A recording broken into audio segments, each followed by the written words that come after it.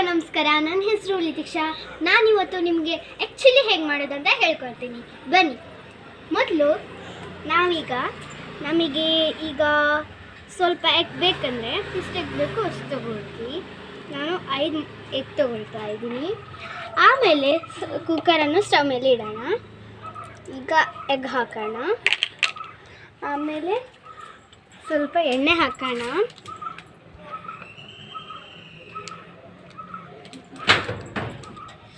ಆಮೇಲೆ ಇದನ್ನು ಚೆನ್ನಾಗಿ ಫ್ರೈ ಮಾಡೋಣ.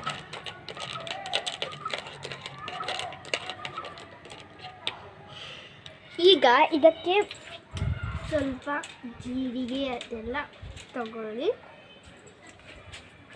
ಉಪ್ಪು ಖಾರ ಎಲ್ಲ ಹಾಕಿ ಸ್ವಲ್ಪ ಮಿಕ್ಸ್ ಮಾಡಿ.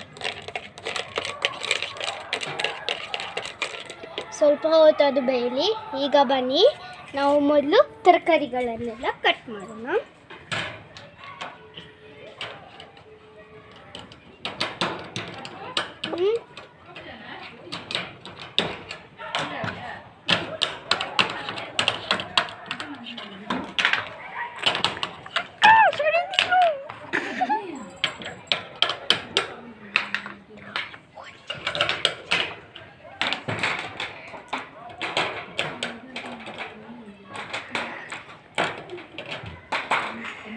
ಎಣ್ಣೆಗೆ ಯಾವ ತರಕಾರಿ ಈಗ ಈ ಎಲ್ಲ ತರಕಾರಿಗಳನ್ನೆಲ್ಲ ಚಿಲ್ಲಿಗೆ ಹಾಕೋಣ.